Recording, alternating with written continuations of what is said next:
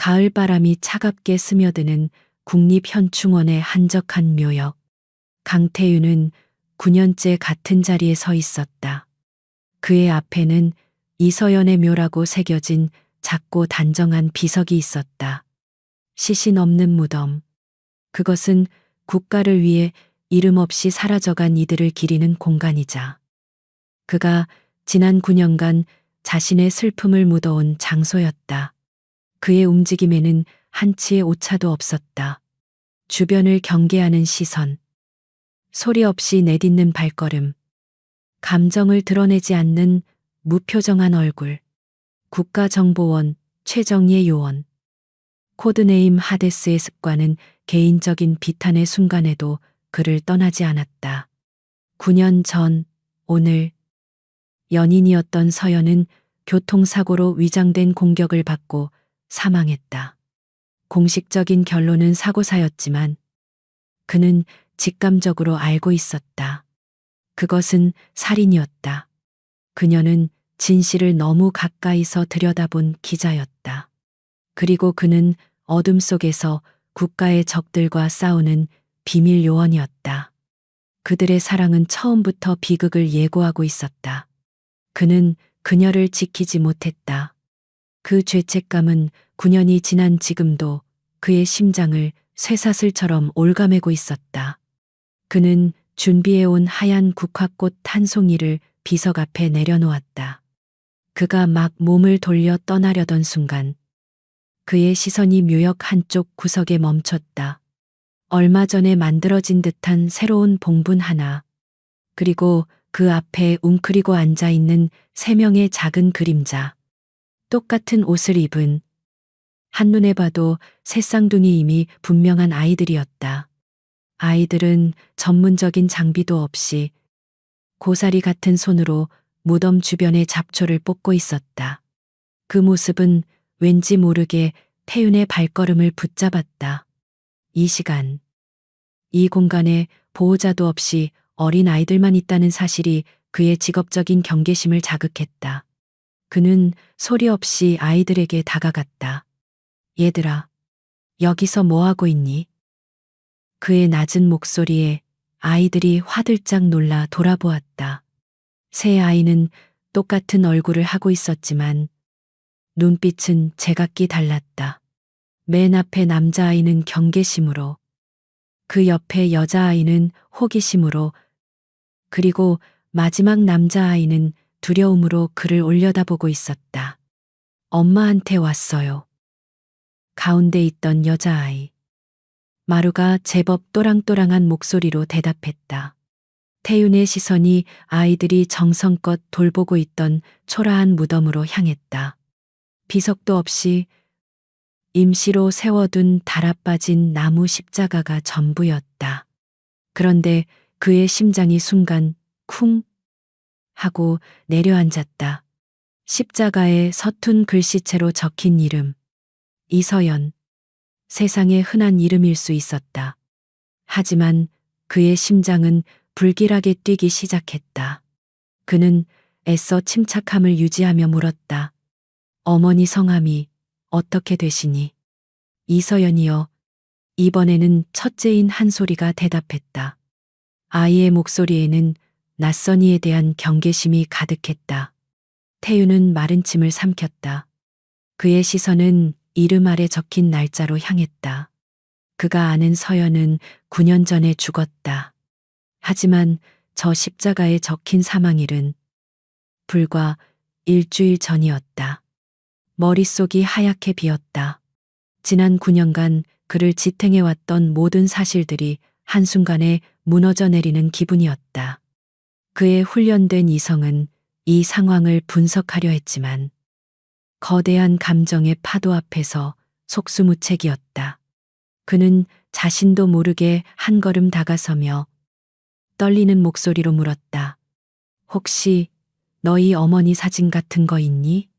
아이들은 서로의 얼굴을 마주 보았다. 막내 가람이가 품속에서 작은 로켓 목걸이를 꺼내 열었다. 그 안에는 낡고 빛바랜 사진 한 장이 들어 있었다. 태윤이 목걸이를 건네받아 열어보는 순간 그의 숨이 멎었다. 사진 속에는 그가 기억하는, 그가 9년간 그리워했던 바로 그 윤서연이 환하게 웃고 있었다.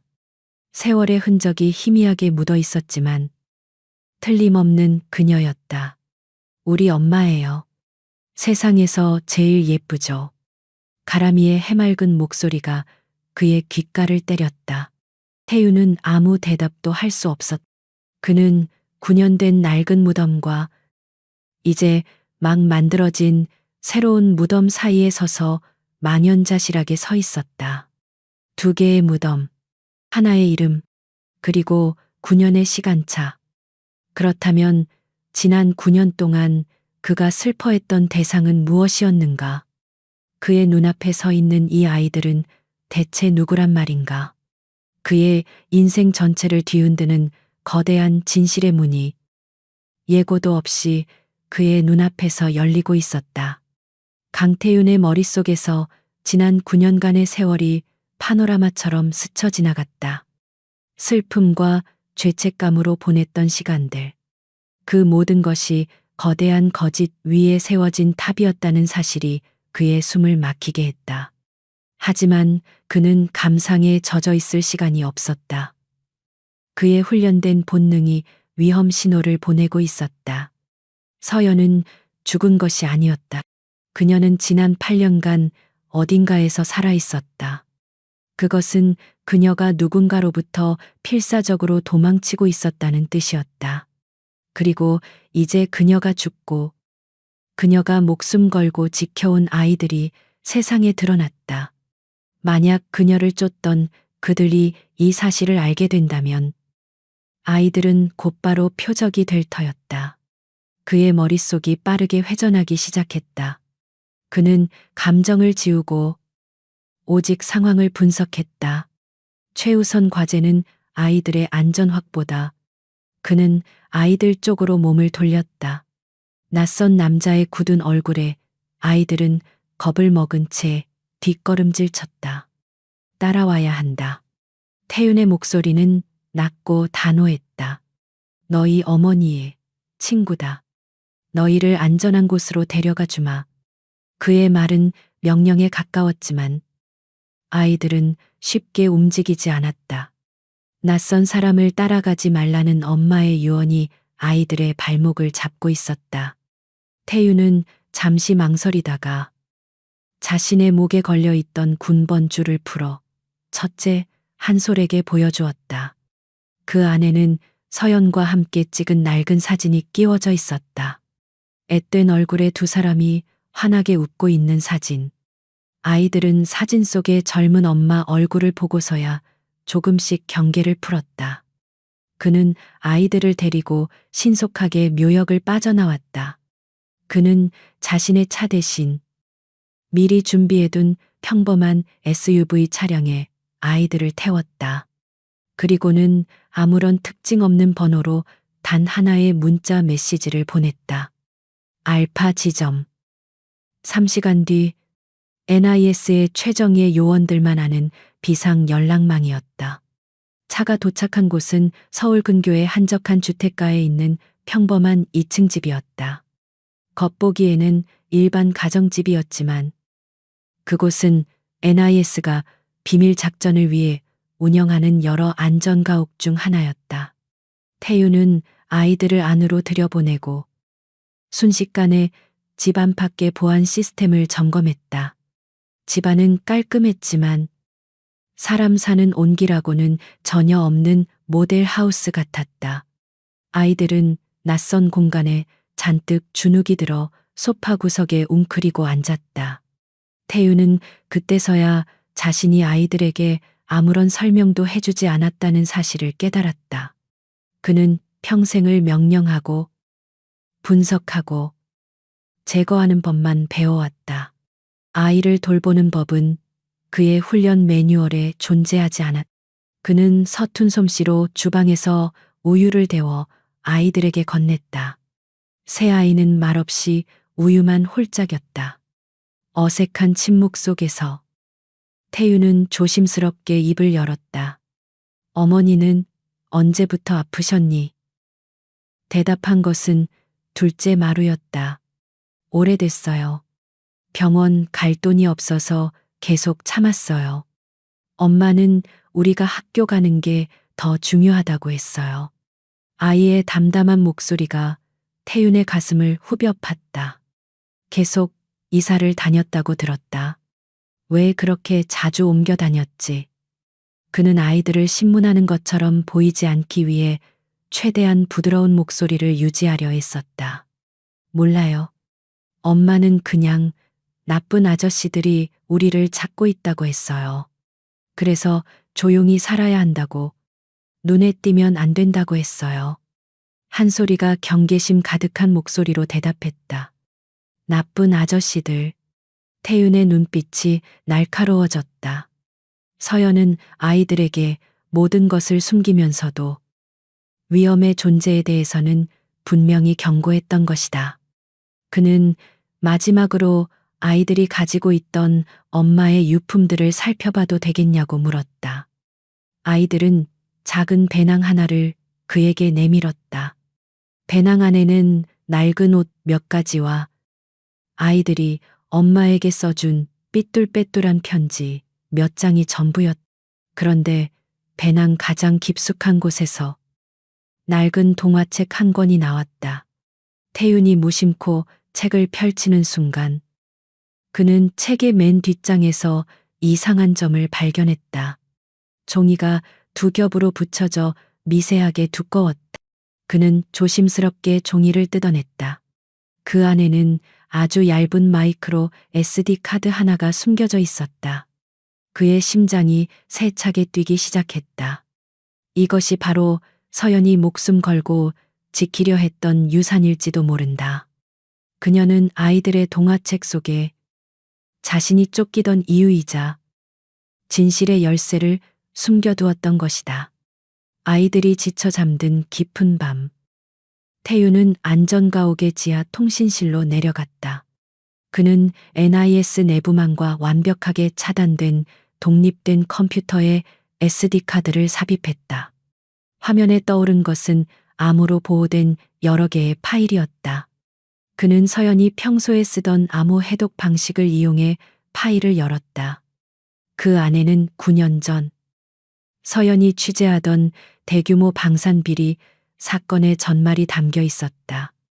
그리고 그 중심에는 당시 국방부의 젊은 실세이자 현재 NIS의 국내 안보 총책임자인 최진한 국장의 이름이 선명하게 적혀 있었다.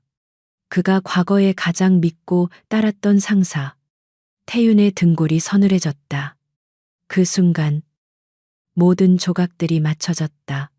서연의 사고는 단순한 살인이 아니었다. 국가기관의 심장부까지 썩어 들어간 거대한 부패를 은폐하기 위한 공작이었다. 그리고 그 공작을 주도한 자는 지금 이 순간에도 그의 바로 위에서 모든 것을 내려다보고 있었다. 태윤은 잠든 아이들의 얼굴을 떠올렸다. 이제 이것은 더 이상 과거에 대한 복수가 아니었다. 아이들의 미래를 지키기 위한 피할 수 없는 전쟁의 시작이었다. 그는 자신의 위성 전화기를 꺼내 유일하게 믿을 수 있는 후배 요원에게 전화를 걸었다. 나다. 지금부터 내 모든 공식 통신 기록은 무시해라. 그리고 9년 전 서초동 교통사고 파일을 다시 한번 검토해줘. 비공식적으로. 그의 목소리는 차갑게 가라앉아 있었다. 9년간 잠들어 있던 사냥개. 하데스가 마침내 어둠 속에서 눈을 뜨는 순간이었다. 안전가옥의 지하는 외부와 완벽하게 차단된 강태윤만의 요새였다. 그는 지난 이틀 동안 잠도 잊은 채 서연이 남긴 마이크로 SD 카드에 암호화된 파일들을 분석하고 있었다. 화면에 떠오른 것은 9년 전 대한민국을 뒤흔들었던 차세대 전투기 도입 사업과 관련된 방대한 양의 비자금 내역이었다. 파일의 가장 마지막에는 최진한 국장의 이름이 있었다. 당시 국방부에 떠오르는 신성이었던 그는 현재 국가정보원 국내 파트의 실권을 쥔 인물이었다. 태윤이 한때 아버지처럼 믿고 따랐던 상사. 그는 서연이 이 진실에 얼마나 가까이 다가갔었는지, 그리고 그것이 그녀에게 어떤 비극을 가져왔는지를 깨닫고 치를 떨었다. 하지만 이것만으로는 부족했다. 서연이 남긴 자료는 결정적이었지만 9년이 지난 지금 공소시효가 지났거나 증거가 인멸되었을 가능성이 높았다. 최진환이라는 거대한 산을 무너뜨리기 위해서는 그의 현재 진행형 범죄나 약점을 찾아내야만 했다. 태윤은 자신의 최상위 보안 등급을 이용해 NIS 내부 서버에 접속하기 시작했다. 그의 목표는 단 하나. 9년 전 이서연 교통사고 파일. 공식적으로는 단순 사고로 종결되었지만 최상위 기밀 등급인 세라핌이라는 코드명으로 봉인되어 있는 바로 그 파일이었다. 그가 암호를 뚫고 파일에 접근하는 순간 NIS 본청 지하 4층에 있는 중앙 서버실의 모니터에 조용한 경고등이 켜졌다. 같은 시각 NIS 본청의 가장 높은 층에 있는 국장실. 최진아는 만족스러운 얼굴로 부하의 보고를 받고 있었다. 하데스 팀은 이번 중동 작전에서도 완벽하게 임무를 완수했습니다. 강태윤은 그가 가진 가장 날카롭고 유용한 칼이었다. 그는 자신의 칼이 여전히 제 역할을 잘 해내고 있다는 사실에 흐뭇해했다. 그때 그의 직속 부하인 안보정책실장이 다급한 얼굴로 들어왔다. 그의 손에는 보안 태블릿이 들려 있었다. 국장님, 방금 세라핌 파일에 접근 기록이 있었습니다. 최진환의 얼굴에서 미소가 사라졌다. 그의 눈빛이 순식간에 뱀처럼 차갑고 교활하게 변했다. 세라핌, 9년 동안 그 누구도 건드리지 않았던, 그가 직접 봉인했던 과거의 망령이었다. 그 파일에 접근할 수 있는 권한을 가진 자는 NIS 내에서도 극소수, 그리고 그 중에서 그 파일의 존재 자체를 아는 자는 단 한 사람뿐이었다. 강태윤이군. 최진환의 입에서 낮은 목소리가 흘러나왔다.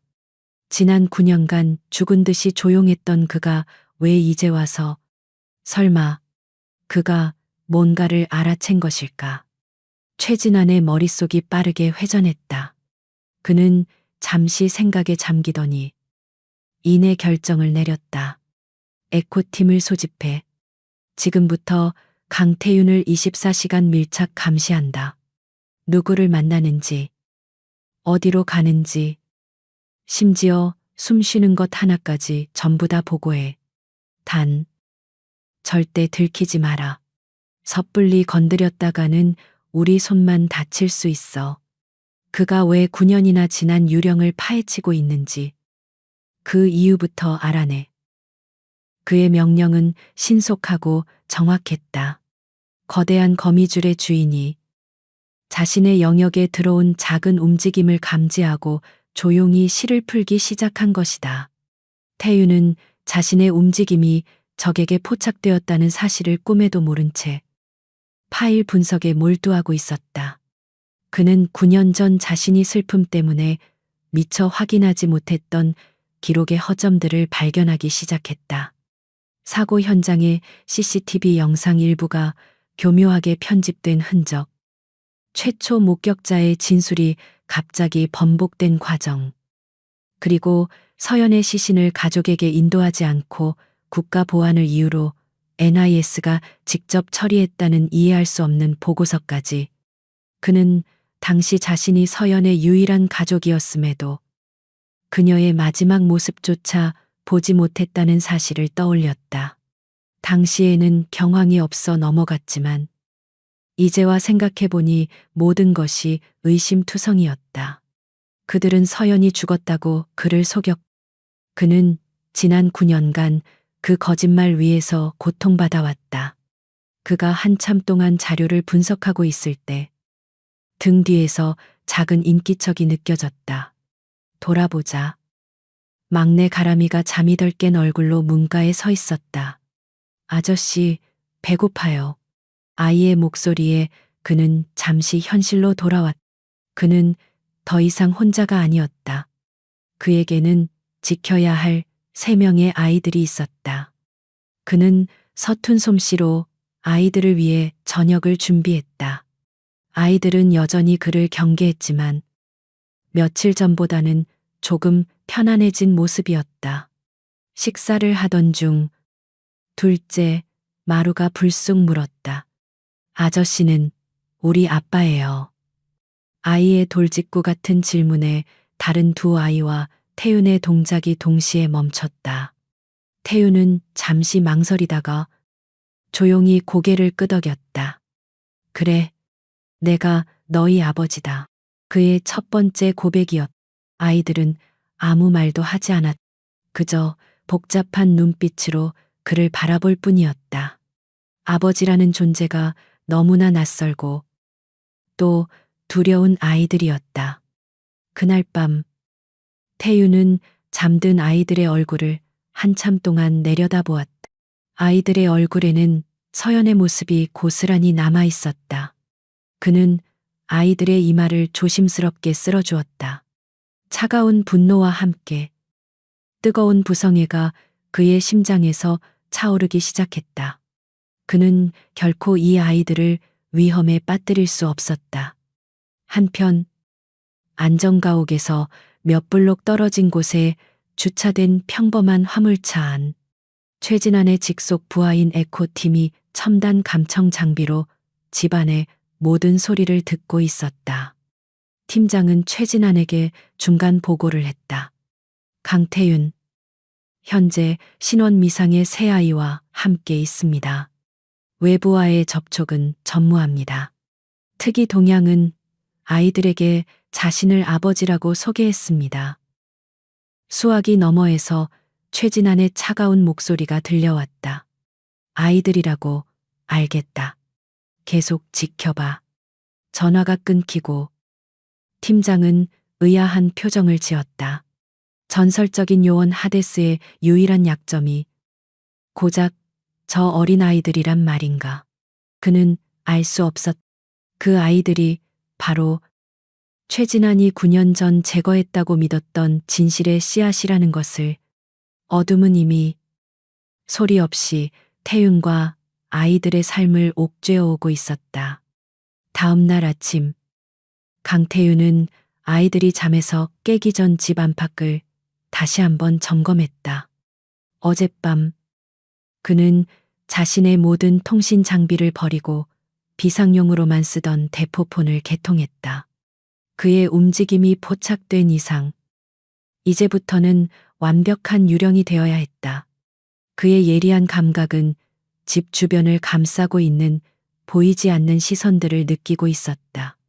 그는 창문 블라인드 틈으로 거리를 살폈다. 겉보기에는 평화로운 주택가의 아침 풍경이었지만 그의 눈에는 미세한 부조화가 포착되었다. 어제는 보이지 않던 화물차 한 대가 길모퉁이에 종일 주차되어 있었고 건너편 집 옥상에서는 통신 장비에서나 나올 법한 희미한 전파 신호가 잡혔다. 적들은 이미 움직이고 있었다. 그는 아이들을 깨워 아침을 차려주었다. 오늘부터 아저씨랑 같이 지낼 거야. 당분간은 여기서 학교도 가고 학원도 다니고. 그의 말에 아이들은 불안한 눈빛을 교환했다. 그는 아이들을 안심시키기 위해 애써 부드러운 표정을 지었지만 그의 온 신경은 바깥의 적들을 향해 있었다. 최진안의 의도는 명확했다. 그가 무엇을 얼마나 알고 있는지 확인하려는 것이다. 만약 여기서 그가 조금이라도 요원처럼 행동한다면 그것은 곧바로 최진안에게 확신을 주는 셈이 된다. 따라서 그는 완벽하게 연기해야만 했다. 갑자기 새 아이를 떠맡게 된 어설프고 슬픔에 잠긴 한 남자의 역할을. 그는 위험을 무릅쓰고 정면 돌파를 선택했다. 집에 숨어 있을수록 의심만 커질 뿐이다. 그는 아이들에게 외출 준비를 시켰다. 나가서 필요한 것도 사고 바람도 좀 쐬자. 아이들은 영문도 모른 채 그의 뒤를 따랐다. 네 사람이 집을 나서는 순간 태유는 자신에게 쏟아지는 여러 개의 시선을 동시에 느꼈다. 그는 아무것도 모르는 척 아이들의 손을 잡고 대형 쇼핑몰로 향했다. 그의 머릿속에서는 이미 주변의 모든 차량과 행인들의 정보가 데이터처럼 분석되고 있었다. 쇼핑몰은 그의 전략을 실행하기에 최적의 장소였다.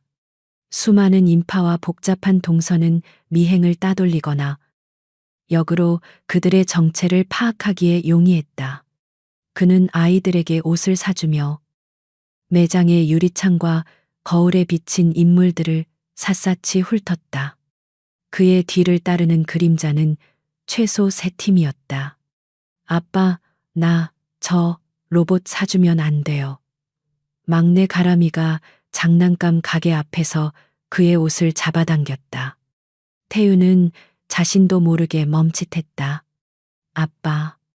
아이가 처음으로 그를 그렇게 불렀다. 심장이 쿵 하고 내려앉는 기분이었다. 그는 어색하게 웃으며 아이의 머리를 쓰다듬었다. 그래. 오늘은 너희가 갖고 싶은 거 다 사주마. 그가 아이들과 장난감을 고르는 동안 그의 시선은 매장 반대편에서 잡지를 보는 척하는 한 남자를 향해 있었다. 평범한 행인처럼 보였지만 남자의 손목에 찬 시계는 NIS 요원들에게 지급되는 특수 통신 장비였다. 그는 일부러 아이들을 데리고 복잡한 푸드코트로 향했다. 에코팀의 팀장은 당황스러웠다. 강태윤은 미행을 전혀 눈치채지 못한 사람처럼 행동했다. 그는 아이들에게 아이스크림을 사주고 서툰 솜씨로 옷에 묻은 얼룩을 닦아주었다. 전설적인 요원 하데스의 모습은 어디에도 없었다. 그저 갑자기 아버지가 된 평범한 남자의 모습뿐이었다. 특이 동양 없습니다. 목표는 새 아이를 돌보는 데만 집중하고 있습니다. 단순한 우연이었을 가능성도 배제할 수 없습니다.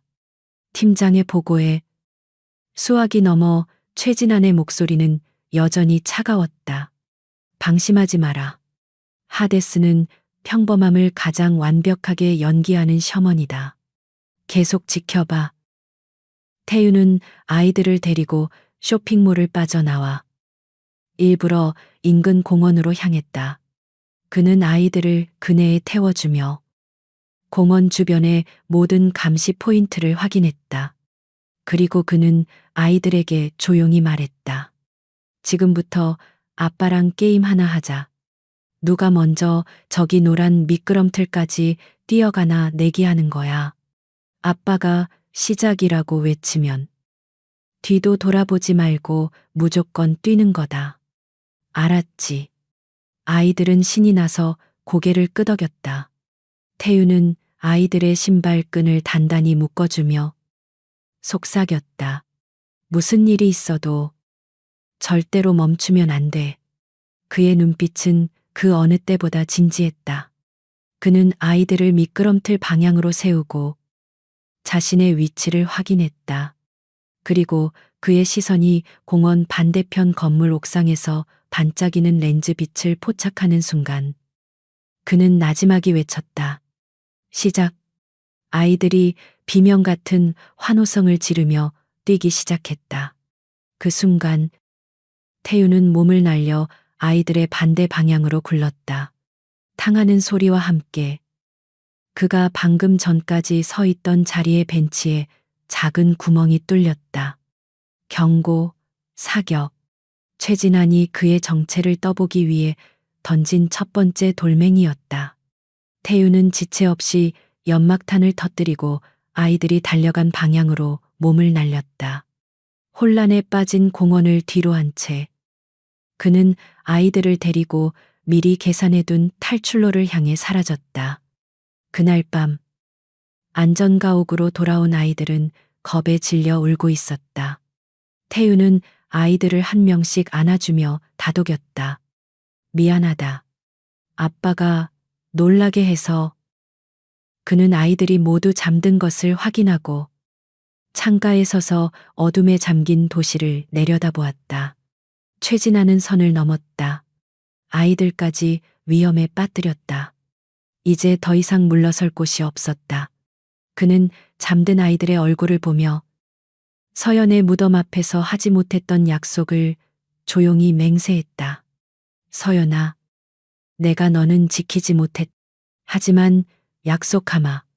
내 목숨을 거는 한이 있더라도 우리 아이들은 내가 반드시 지켜낼게. 그의 눈빛은 차가운 분노와 뜨거운 부성애로 이글거리고 있었다.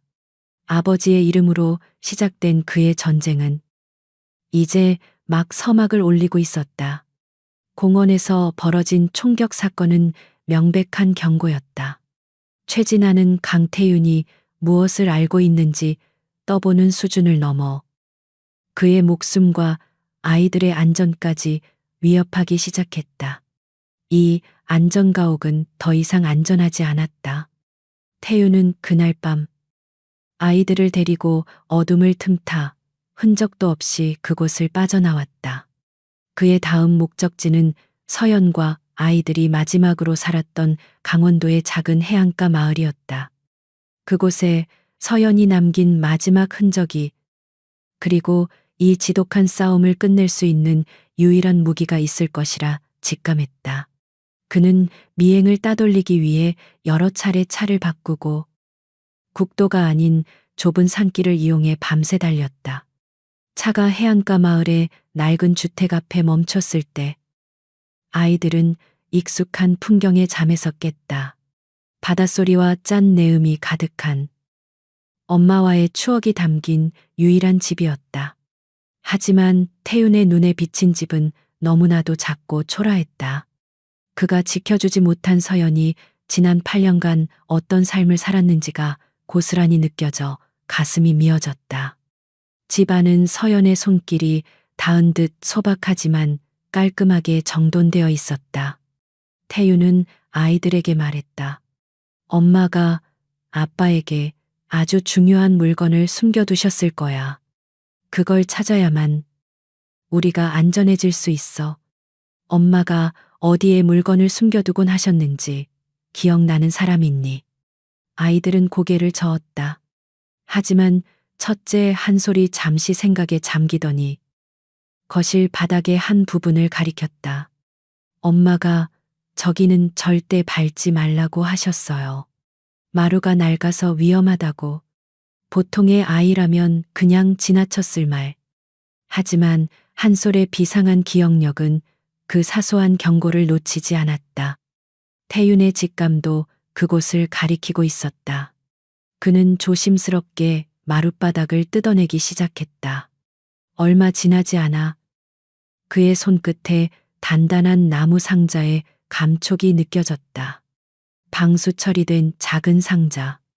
그 안에는 낡은 노트북 한 대와 작은 USB 메모리, 그리고 편지 한 통이 들어 있었다. 편지 봉투에는 내 사랑 태윤에게라고 적혀 있었다. 그는 노트북을 열었다. 다행히 배터리는 남아 있었다. 바탕화면에는 새 아이와 함께 환하게 웃고 있는 서연의 사진이 있었다. 그는 사진 속 그녀의 얼굴을 한참 동안 어루만지다가 마지막 기록이라는 이름의 영상 파일을 클릭했다. 아이들도 그의 등 뒤로 모여들어 화면을 함께 들여다보았다. 화면에 나타난 것은 수척하지만 단단한 눈빛의 서연이었다. 그녀는 마치 태윤이 언젠가 이것을 볼 것이라 확신하는 듯 담담하게 입을 열었다. 태윤아, 만약 당신이 이 영상을 보고 있다면 나는 이제 이 세상 사람이 아니겠지. 먼저 미안하다는 말부터 할게. 당신을 속이고 당신의 아이들을 9년 동안이나 숨겨서 정말 미안해. 그녀의 눈에 눈물이 고였다. 9년 전 그날 나는 최진한 국장의 비리를 담은 결정적인 증거를 손에 넣었어. 하지만 그는 괴물이었어. 그는 내게 당신의 목숨을 담보로 협박했어. 내가 모든 걸 덮고 사라지지 않으면 비밀 임무 중인 당신을 적들에게 팔아넘기겠다고. 태유는 주먹을 꽉 쥐었다. 최진아는 서연뿐만 아니라 자신까지도 기만했던 것이다. 나는 당신을 살려야만 했어. 그리고 내 뱃속에서 자라고 있던 우리 아가들도. 그래서 죽음을 위장하고 도망쳐야만 했어. 지난 8년은 도망의 연속이었지만 단 한순간도 불행하지 않았어. 당신을 닮은 우리 아이들을 보면서 나는 매일 당신을 느낄 수 있었으니까. 영상 속 서연은 아이들을 향해 시선을 돌리는 듯 했다. 한솔아, 마루야, 가람아, 엄마가 늘 미안해. 아빠 없이 자라게 해서. 하지만 너희 아빠는 세상에서 가장 용감하고 정의로운 사람이란다. 엄마는 너희 아빠를 한 번도 원망한 적 없어. 단지 너무나도 사랑했을 뿐이야. 그녀는 다시 화면 너머의 태윤을 바라보았다. 태윤아, 이 USB 안에 최진안의 모든 범죄 증거를 담아두었어. 이걸로 부디 당신의 정의를 바로 세워줘. 그리고 우리 아이들을 부탁해. 나 대신 아이들의 세상을 지켜줘. 사랑해. 내 마지막 사랑. 영상이 끝나고 집안에는 네 사람의 조용한 울음소리만이 남았다. 아이들은 이제 모든 진실을 알게 되었다. 엄마가 왜 그렇게 힘들게 살아야 했는지, 그리고 자신들이 단 한 번도 버려진 적이 없었다는 사실을. 태유는 USB를 손에 쥔 채 모니터 속 서연의 얼굴을 보며 굳게 맹세했다. 그는 더 이상 도망치지 않을 것이다. 서연이 목숨 걸고 남긴 이 유산으로 그는 괴물의 심장을 향해 정면으로 돌진할 것이다. 이것은 그녀가 그에게 남긴 마지막 임무이자 한 남자가 자신의 가족을 지키기 위해 벌이는 피할 수 없는 전쟁이었다. 강태윤이 사라졌다는 보고를 받은 최진한의 얼굴은 차갑게 굳어 있었다. 공원에서 벌인 경고 사격은 그의 의도와는 다른 결과를 낳았다. 강태윤은 겁을 먹고 움츠러드는 대신 연기처럼 사라져버렸다. 그것은 단 한 가지를 의미했다. 강태윤은 이미 모든 것을 알고 있거나 혹은 진실에 아주 가까이 다가섰다는 것을. 최진아는 더 이상 강태윤을 떠볼 시간이 없다고 판단했다. 전설적인 요원 하데스가 본격적으로 움직이기 시작하면 자신이 9년간 쌓아 올린 모든 것이 무너지는 것은 시간 문제였다. 그는 자신의 손에 피를 묻히지 않고 상대를 제거하는 가장 확실한 방법을 선택했다. 그것은 바로 조직을 이용해 조직의 칼을 부러뜨리는 것이었다. 그는 NIS 내부의 최측근들을 자신의 사무실로 불러 모았다. 사이버 보안팀장과 감찰국장, 모두 그의 돈과 권력에 충성을 맹세한 개들이었다. 최진아는 그들에게 흔들림 없는 목소리로 명령을 내렸다. 지금부터 강태윤을 반역자로 만든다. 그의 말에 두 사람의 얼굴이 굳었지만 누구도 이의를 제기하지 못했다. 강태윤이 해외 정보기관에 국내 방산 기밀을 유출했다는 증거를 만들어 그의 해외 비밀 계좌 내역, 위조된 통신 기록, 뭐든 상관없다. 누구도 의심하지 못할 완벽한 증거를 조작해내란 말이다. 그의 계획은 치밀하고 잔인했다. 그는 최근 실제로 있었던 소규모 정보 유출 사건의 범인으로 강태윤을 지목했다. 그 사건은 사실 그가 자신의 비자금 흐름을 숨기기 위해 일부러 일으킨 작은 소동이었다. 그는 이제 그 책임을 강태윤에게 뒤집어 씌워 국가의 배신자로 낙인 찍으려 하고 있었다. 작전은 신속하게 진행되었다. 사이버 보안팀은 강태윤의 모든 통신 기록과 금융거래 내역을 위조했고, 감찰국은 그럴듯한 내부 보고서를 꾸며냈다. 한 명의 전설적인 요원을 매장시키기 위해 거대한 국가정보기관이 하나의 거대한 거짓말을 만들어내고 있었다. 같은 시각, 강원도의 해안가 주택. 태윤은 서연이 남긴 USB의 자료들을 백업하고 분석하며 반격의 시점을 가늠하고 있었다. 그는 아이들에게 최대한 평온한 모습을 보여주려 애썼다. 함께 낚시를 하고 서툰 솜씨로 저녁을 차리며 그는 지난 8년간 아이들이 누리지 못했던 평범한 일상을 선물해주고 싶었다. 하지만 그의 마음속에서는 폭풍이 휘몰아치고 있었다. 그는 자신이 유일하게 믿는 후배 요원인 민기에게 조심스럽게 연락을 시도했다. 최진안의 비리를 고발하고 내부에서 자신을 도울 세력을 규합하기 위함이었다. 하지만 그가 비상 연락망을 통해 민기에게 메시지를 보내는 순간 그는 무언가 잘못되었음을 직감했다. 수신 확인 신호가 오지 않았다. 그가 가진 모든 접근 코드가 차단되어 있었다. 싸늘한 불안감이 그의 등골을 타고 흘렀다. 그는 즉시 노트북으로 보안 채널을 통해 NIS 내부망에 접속했다. 그리고 그는 자신의 얼굴을 보았다. 국가보안법 위반 및 간첩 혐의 긴급 수배. 라는 붉은 글씨와 함께 온몸에 피가 얼어붙는 것 같았다. 그는 함정에 빠졌다. 최진안이 그보다 한 발 빨랐다. 그가 진실을 세상에 공개하기도 전에 최진안이 먼저 그를 국가의 적으로 만들어버린 것이다.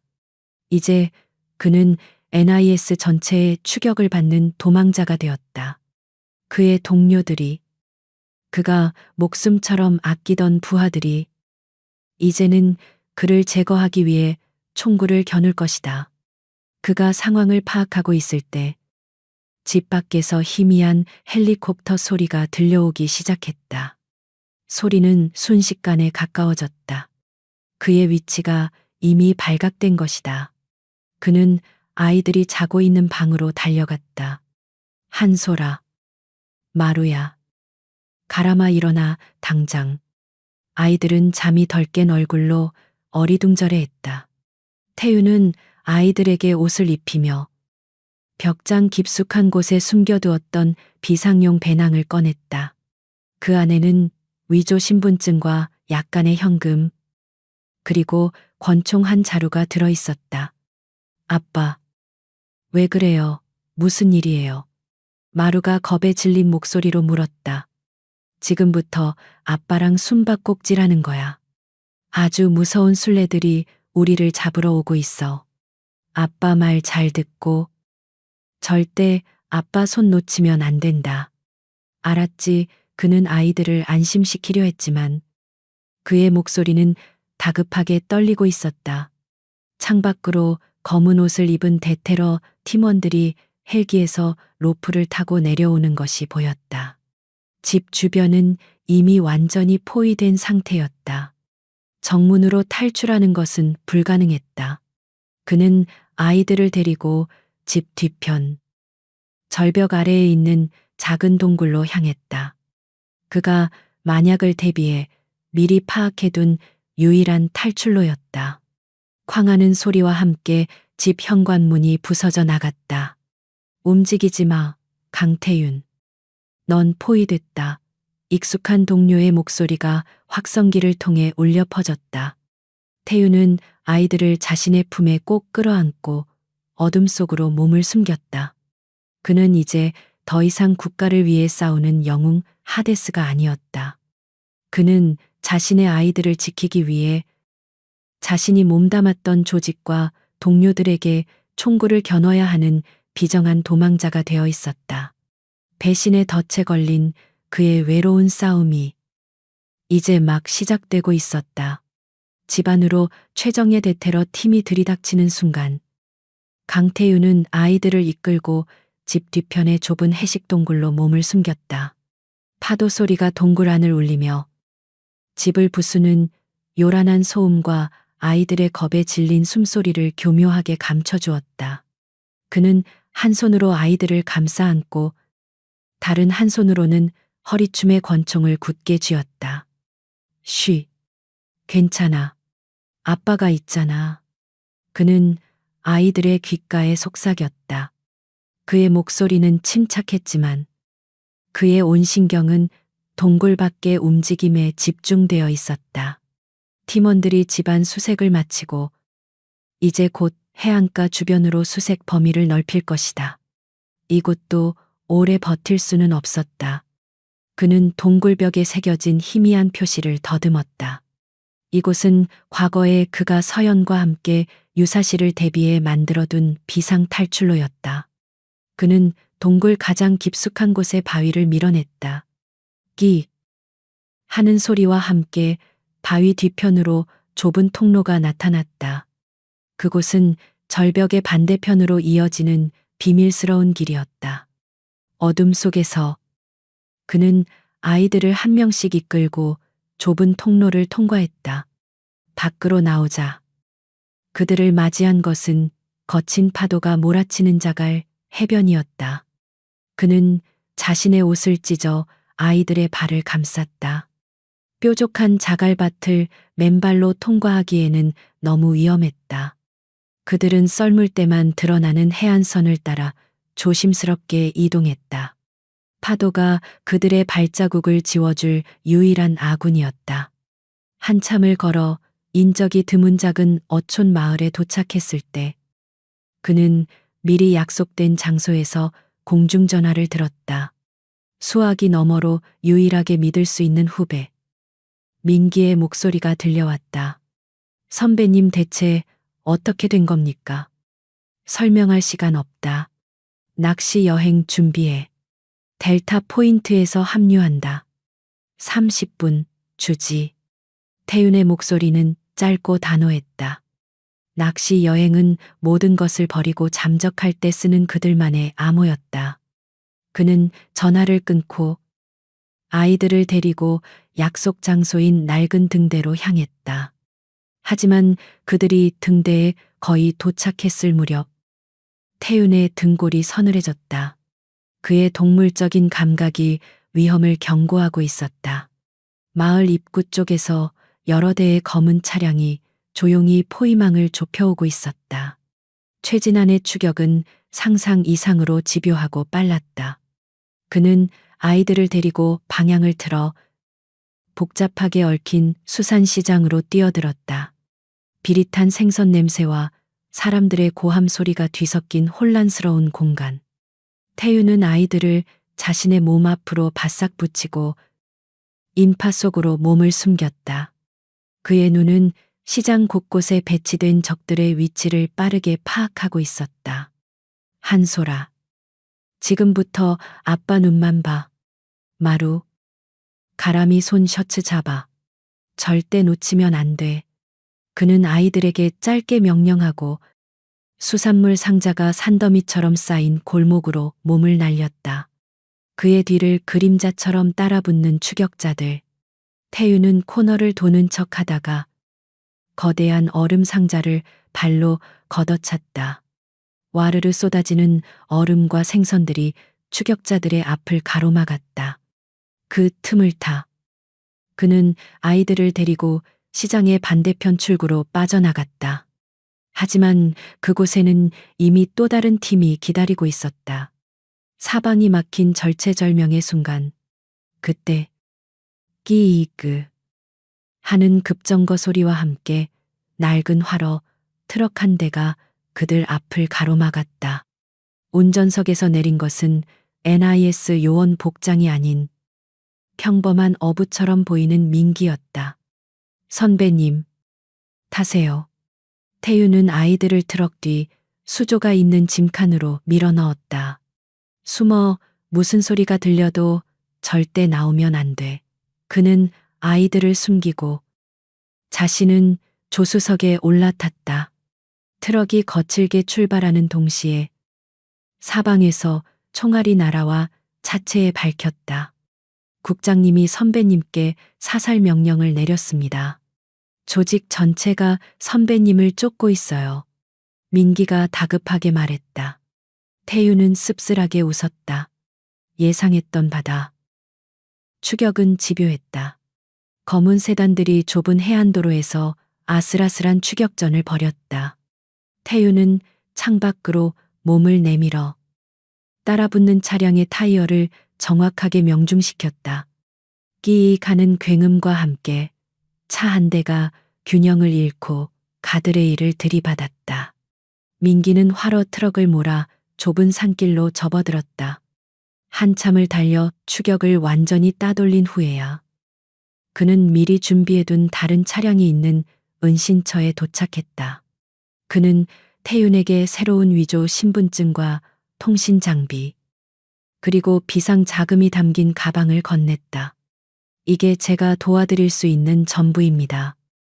선배님, 부디 살아남으십시오. 민기의 눈에는 진심 어린 걱정이 담겨 있었다. 태윤은 말없이 그의 어깨를 두드려 주었다. 새로운 차에 올라탄 태윤은 100미러로 멀어지는 민기의 모습을 바라보았다. 그는 이제 조직의 도움 없이 오직 자신과 아이들의 힘만으로 거대한 적과 맞서 싸워야 했다. 그는 뒷좌석을 돌아보았다. 지쳐서 잠든 새 아이의 얼굴이 보였다. 그는 아이들을 자신의 위험한 세계로 끌어들였다. 하지만 후회는 없었다. 그는 이제 더 이상 혼자가 아니었다. 그는 잠든 아이들의 얼굴을 보며 다시 한번 굳게 맹세했다. 이 아이들을 위해서라면 지옥의 악마와도 기꺼이 싸울 수 있었다. 하데스의 진짜 전쟁은 이제부터 시작이었다. 민기가 마련해준 새로운 은신처는 폐업한 인쇄소의 지하 창고였다. 잉크 냄새와 낡은 종이 냄새가 뒤섞인 공간. 강태윤은 이곳을 임시 작전기지로 삼았다. 그는 더 이상 도망만 다닐 수 없었다. 아이들을 데리고 평생을 그림자처럼 살 수는 없는 노릇이었다. 살아남기 위해서는 싸워야만 했다. 그는 서연이 남긴 USB의 자료들을 분석하며 밤을 새웠다. 그 안에는 최진환과 그가 이끄는 부패한 권력자들의 연결고리가 거미줄처럼 얽혀 있었다. 정치인, 군장성, 언론사 사주까지 그들은 국가 안보를 명분으로 거대한 이권 카르텔을 형성하고 있었다. 그가 상대해야 할 적은 최진한 한 명이 아니었다. 바로 괴물처럼 커져버린 시스템 그 자체였다. 며칠 후 민기가 위험을 무릅쓰고 은신처를 찾아왔다. 그의 얼굴에는 불안과 걱정이 가득했다. 선배님, 상황이 좋지 않습니다. 국장님이 언론을 통해 선배님을 국제 산업 스파이로 몰아가고 있습니다. 조직 내에서는 선배님을 향한 불신이 최고조에 달했습니다. 아무도 선배님의 말을 믿어주지 않을 겁니다. 태윤은 담담하게 그의 보고를 들었다. 이미 예상했던 바였다. 그는 지도 위에 최진환의 인물 관계도를 펼쳐놓고 민기에게 말했다. 정면으로 부딪히면 우리가 진다.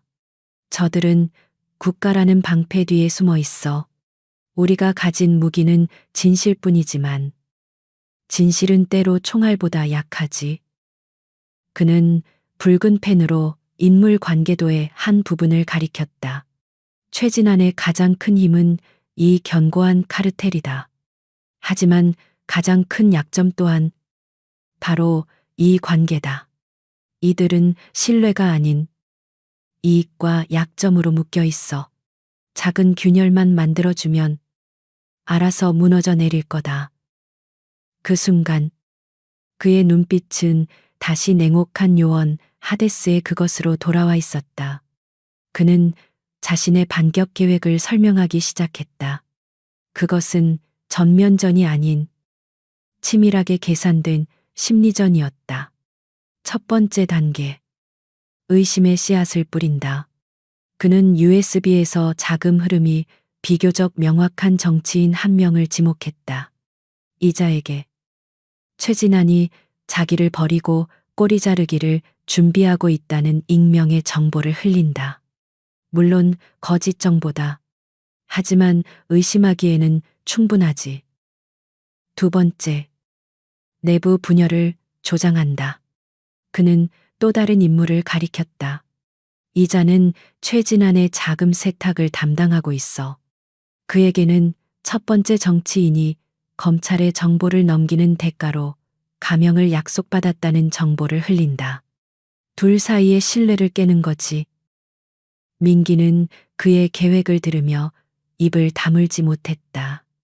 태유는 적의 심리를 정확하게 꿰뚫어 보고 있었다. 최진아는 통제광이다. 자신의 네트워크에 균열이 생기는 것을 용납하지 못할 거야. 그는 불안해진 내부자들을 단속하기 위해 분명 무리수를 두게 될 거다. 우리는 그 순간을 노리는 거다. 그들의 최종 목표는 최진환이 스스로 자신의 범죄를 증명하게 만드는 것이었다. 그가 자신의 부하에게 불법적인 명령을 내리는 순간을 포착하여 그 증거를 세상에 공개하는 것, 그것만이 그가 국가라는 방패 뒤에서 빠져나와 법의 심판대에 서게 할 유일한 방법이었다. 그가 한참 동안 작전을 설명하는 동안 아이들은 조용히 구석에서 그 모습을 지켜보고 있었다. 아이들은 아빠가 하는 말이 무슨 뜻인지 다 이해할 수는 없었지만 그가 지금 엄마의 명예와 자신들의 미래를 위해 목숨을 건 싸움을 준비하고 있다는 사실을 어렴풋이 느끼고 있었다. 한솔은 아빠가 펼쳐놓은 복잡한 지도와 서류들을 유심히 바라보았다. 아이의 눈에는 두려움 대신 아빠를 향한 강한 신뢰와 존경심이 깃들어 있었다. 마루는 조용히 다가가 태윤에게 따뜻한 물 한 잔을 건넸고 가람이는 아빠의 무릎에 앉아 작은 손으로 그의 지친 얼굴을 쓰다듬었다. 아이들의 작은 위로는 태윤에게 그 어떤 전략보다 더 큰 힘이 되어 주었다. 그는 아이들을 한 명씩 안아주었다. 걱정 마. 아빠가 다 끝낼게. 그리고 나면 우리 다 같이 바다 보러 가자. 엄마가 좋아하던 바다. 그날 밤 태윤은 민기를 통해 첫 번째 미끼를 던졌다. 부패한 정치인의 비서에게 최진환의 배신을 암시하는 익명의 이메일 한 통이 전달되었다. 거대한 거미줄을 향한 작은 나비의 날갯짓이었다. 태윤은 컴퓨터 화면에 떠 있는 최진환의 네트워크를 차가운 눈으로 내려다보았다. 첫 번째 체스말이 움직였다. 이제 왕이 스스로 모습을 드러낼 때까지 조용히 기다리는 일만 남았다. 고요한 지하, 창고, 안. 거대한 폭풍을 예고하는 긴장감이 감돌았다. 이제 주사위는 던져졌다. 강태윤이 던진 의심의 씨앗은 최진환의 견고한 왕국에 생각보다 빠르게 퍼져나갔다. 첫 번째 목표였던 부패 정치인은 익명의 이메일을 받자마자 공황 상태에 빠져 최진환에게 연락을 시도했다. 그의 불안은 네트워크를 타고 다른 공범들에게 순식간에 전염되었다. 태윤과 민기는 쉬지 않고 조작된 정보들을 흘려 그들의 균열을 부채질했다. 최진환이 검찰과 손을 잡았다. 가장 약한 고리부터 잘라낼 것이다. 거짓 정보들은 그들의 탐욕스러운 마음속에 잠재해 있던 불신을 자극했다.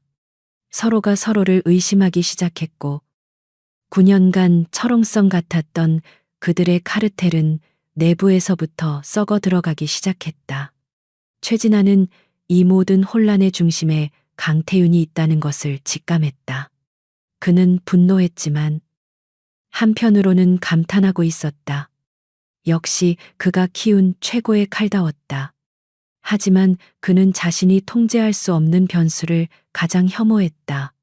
그는 이 지긋지긋한 숨바꼭질을 끝내기로 결심했다. 그는 강태윤에게 마지막 제안을 던졌다. 그가 가진 가장 강력한 미끼. 바로 아이들을 이용해서. 태윤은 민기를 통해 최진안의 메시지를 받았다. 아이들을 데리고 조용히 살고 싶다면 내일 밤 12시 인천항 제7부두 폐창고로 USB를 가지고 혼자 와라. 이것이 너에게 주는 마지막 기회다. I knowed. 그것은 명백한 함정이었다. 하지만 동시에 태윤이 기다려온 기회이기도 했다. 그는 민기에게 말했다. 최진아는 내가 혼자 올 거라고 믿고 있겠지. 그리고 그 자리에서 나와 증거를 모두 없애버릴 생각일 거다. 그의 눈빛이 차갑게 빛났다. 하지만 그 무대는 내가 만들고 주인공은 그가 될 거다. 그는 마지막 작전을 준비했다. 민기에게는 통신 장비와 소형 드론을 준비시켜 지정된 위치에 잠복하도록 했다. 그리고 그는 아이들을 안았다. 아빠, 내일 일하러 가. 며칠 못 들어올 수도 있어. 그동안 민기 삼촌이랑 씩씩하게 잘 지내야 한다. 아이들은 불안한 눈빛이었지만 아빠의 말을 믿고 고개를 끄덕였다. 그는 아이들의 이마에 입을 맞추고 결연하게 어둠 속으로 나섰다. 다음 날 밤 12시 인천항 제7부두 낡은 폐창고 안에는 최진안과 그의 충복들이 먼저 와 있었다. 그는 여유롭게 시가를 피우며 자신의 승리를 확신하고 있었다. 잠시 후 창고의 거대한 철문이 열리고 강태윤이 홀로 걸어 들어왔다.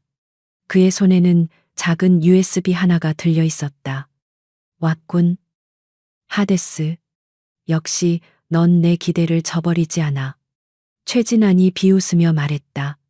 그의 주변으로 검은 정장을 입은 사내들이 총구를 겨누며 태윤을 포위했다. 태윤은 아무렇지 않은 척 USB를 흔들어 보였다. 원하는 게 이거 아닙니까? 국장님, 이제 그만 이 지겨운 연극을 끝내시죠. 최진아는 씨가 연기를 길게 내뿜으며 천천히 다가왔다. 연극이라. 그래, 연극이었지. 내가 각본을 쓰고 네가 주연을 맡았던 9년 전 네가 그 계집 때문에 흔들렸을 때 내가 널 바로잡아주지 않았나? 덕분에 너는 최고의 요원이 되었고 나는 이 자리에 올랐지. 결과적으로는 모두에게 좋은 일 아니었나? 그는 일말의 죄책감도 없이 자신의 범죄를 무용담처럼 짓거렸다. 이서연은 너무 똑똑해서 탈이었어. 굳이 보지 않아도 될 것을 봐버렸지. 하지만 걱정 마라. 아주 고통 없이 보내줬으니까. 너도 그렇게 보내주마. 네가 내게 바친 충성을 생각해서 주는 마지막 선물이다. 태윤은 조용히 그의 말을 들으며 품속에 숨겨둔 소형 통신 장치의 녹음 버튼을 눌렀다. 그리고 그는 최진안을 향해 조용히 미소 지었다. 선물이라. 저도 국장님께 드릴 선물이 하나 있습니다. 그 순간 창고 사방에 설치된 스피커에서 날카로운 노이즈가 울려 퍼지더니 최진안의 목소리가 흘러나오기 시작했다. 방금 전 그가 자신의 입으로 짓거렸던 모든 범죄의 자백이 창고 전체를 쩌렁쩌렁하게 울렸다. 최진안의 얼굴이 경악으로 물들었다. 이게 무슨, 이 목소리. 지금쯤이면 청와대와 국회 정보위원회에도 생중계되고 있을 겁니다. 태윤이 차갑게 말했다. 당신이 판무덤에, 당신이 직접 들어간 겁니다. 국장님. 이성을 잃은 최진안이 악을 썼다. 저놈을 죽여. 그의 부하들이 일제히 태윤에게 달려들었다. 하지만 그 순간의 강태윤은 더 이상 평범한 아버지가 아니었다. 그는 어둠 속의 포식자 하데스였다. 그는 적들의 총구를 피해 몸을 날리며 눈 깜짝할 사이에 상대의 관절을 꺾고 급소를 가격했다. 그의 움직임은 군더더기 없이 간결하고 치명적이었다. 몇 분 지나지 않아 최진안의 충복들은 모두 바닥에 쓰러져 신음하고 있었다. 태유는 천천히 공포에 질려 뒷걸음질 치는 최진안에게 다가갔다. 그는 최진안의 턱을 붙잡고 그의 귓가에 속삭였다. 이것은 서연이를 위한 정이다. 그리고 내 아이들을 위한 심판이다. 그가 말을 마치는 순간 창고 밖에서 수십 개의 경광등 불빛이 번쩍이며 요란한 사이렌 소리가 들려왔다.